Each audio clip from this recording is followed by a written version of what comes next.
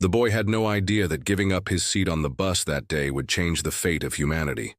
17-year-old Marcus Bryant, a quiet, observant black teen from the south side of Chicago, was just trying to get home after his shift at the planetarium.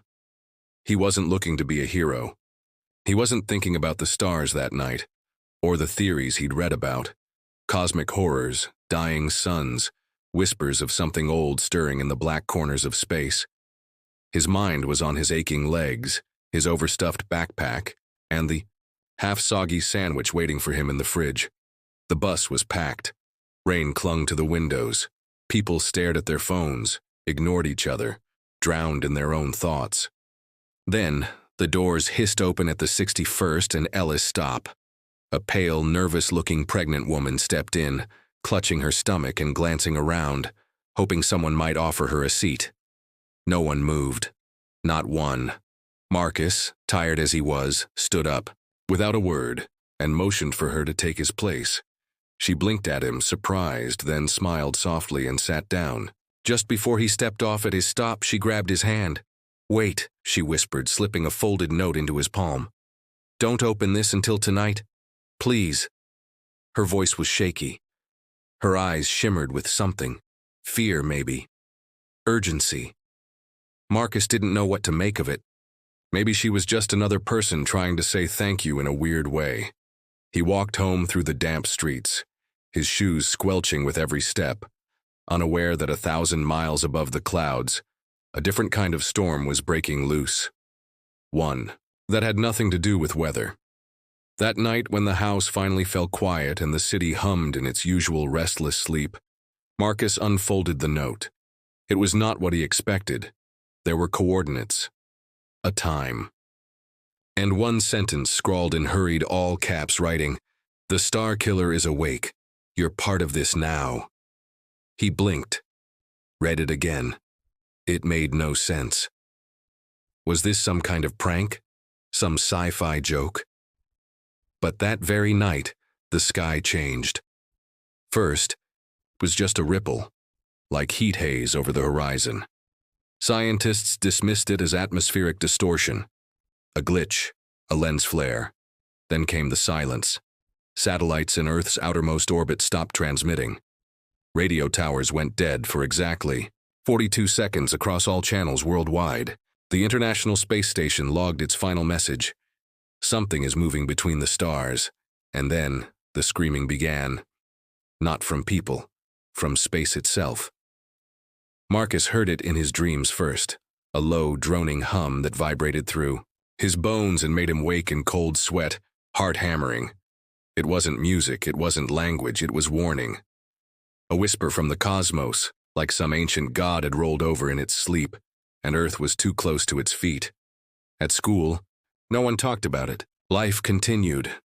But in the corners of the internet, in the depths of old forums, in encrypted channels, people were posting videos. Strange shadows over telescopes, black streaks moving faster than light. A group of amateur astronomers in Nevada had caught it first. A star, the massive burning heart of Gliese 445 going dark. Not dying, not collapsing, just ceasing to exist, like it had been bitten out of reality. And Marcus began seeing things. Not hallucinations, visions. Moments from lives he'd never lived. Alien planets crumbling, oceans boiling under strange suns. He'd blink and suddenly be standing in a desert of shattered metal, moons spinning out of orbit above him. He'd feel it, the pull, the hunger, like something massive and hollow was reaching through space for more. One night he woke with blood on his pillow, and a strange shape burned into his forearm, like a brand. It wasn't just a mark. It glowed faintly under certain light. He tried to scrub it off. It didn't budge. He wore long sleeves from then on. Then came the knock. Two men in crisp black suits, eyes hidden behind tinted glasses, stood outside. "His house." "Marcus Bryant," one of them asked. He didn't answer. His mom peeked from the kitchen, worried. "We need to talk about what you saw," the man continued, "and what you are." That night, they took him to a place hidden beneath a mountain. They called it the Listening Vault, a top-secret facility run by what was left of a deep space defense program the public didn't even know existed. There, Marcus saw it for the first time. The Star Annihilator. Not with his eyes, but with his mind. It wasn't just a weapon. It was alive, and it had noticed Earth. "They're calling it the Maw," said Dr. Patel, a weary-looking scientist with gray streaks in her braid. "It feeds on stars, but that's not all. It senses life. It follows the path of intelligence. When civilizations burn too brightly, it comes to extinguish them." Marcus stared at the holographic map floating in the center of the vault. Dozens of stars, once teeming with planets and life, had gone completely dark in the last 12 months. The pattern wasn't random. It was coming closer. "You're not just a witness," Patel said. "You're a trigger." "I don't understand." That note wasn't a coincidence. Neither was your act of kindness. Something ancient recognized it. That woman on the bus, she wasn't from around here, and she gave you more than a thank you. She passed on a key. Marcus couldn't breathe. To what? She hesitated. To a weapon that can stop it, or a door that lets it in faster. Outside the vault, storms were raging. But they weren't weather-related. Whole satellites were being shredded mid-orbit. The moon had developed a crack stretching over 200 miles, glowing faintly with an unknown energy. The Star Annihilator was not just a threat. It was a force of nature. And it had started sending signals. Not words, not sounds. Images. Of burning cities, broken skies, Earth hollowed out from the core. But also of a boy. One standing alone under the stars, a mark glowing on his arm. "You were chosen," said Patel. "The question is, are you ready to choose back?" Marcus didn't answer, because somewhere deep in his mind something was stirring, something that felt alien, but not unfamiliar. The visions weren't dreams anymore. They were instructions, and time was running out. Back home, as cities started, experiencing strange magnetic pulses and power grids began flickering. People whispered of omens. Birds were flying in circles. Tides were shifting. Babies were being born with strange marks, similar to Marcus's. Some believed it was the end. Others believed it was a test. Marcus stood alone on the rooftop of the vault, staring up at a sky that no longer looked friendly. The stars felt like eyes now, watching, judging. Then the clouds parted, and something massive passed in front of the moon. Not a ship, not a meteor. It was shaped like a wound, tearing space open. The first wave had arrived, and Marcus finally understood. This wasn't just about a seat on a bus. This was about a war that began before Earth even existed. And the final decision was his. The stars were dying, the Annihilator was awake, and it was hungry. He took a step forward, then another, and then the Earth trembled. Marcus didn't sleep that night. The tremor that shook the mountain wasn't just a ripple. It felt like something alive had brushed against the planet. Deep underground, alarms wailed in the vault. Scientists sprinted across metal catwalks, their voices sharp and frantic. Data streaming down the screens like falling rain. Something had entered Earth's orbit, but it wasn't visible to telescopes. It had no mass, no heat, no light. Just presence. Dr. Patel pulled Marcus aside, her face pale, her voice barely a whisper. "It's here." His legs felt like lead. "You said we had more time." She shook her head. "Time changed the moment it noticed you." Marcus didn't understand how any of this was real. Yesterday he was a nobody, a tired teen trying to survive high school and help his mom pay bills. He loved stars, sure, spent hours at the Adler Planetarium where he volunteered on weekends, explaining constellations to kids and staring through telescopes like he could escape the world through the glass.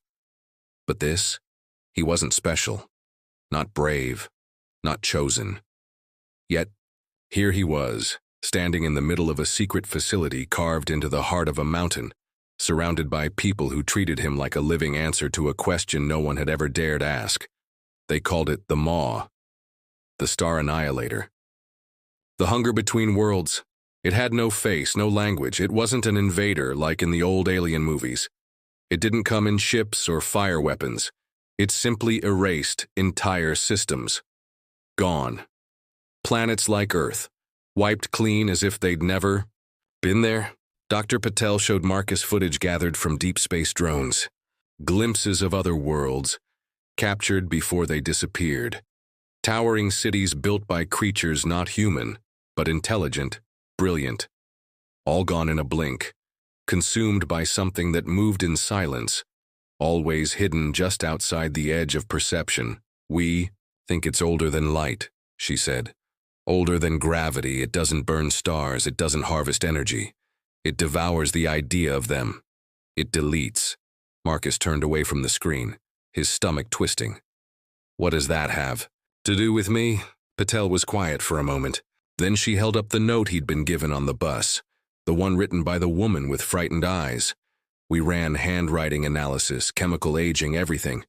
It shouldn't exist. The ink is a kind of carbon we've never seen. The paper's older than the Earth, Marcus blinked. But she was right in front of me. She wasn't from here, Patel said. Or maybe she was, not from our time, not from our version of Earth. We don't know yet. But she gave you something. The brand on his arm still glowed faintly, even under the sleeve.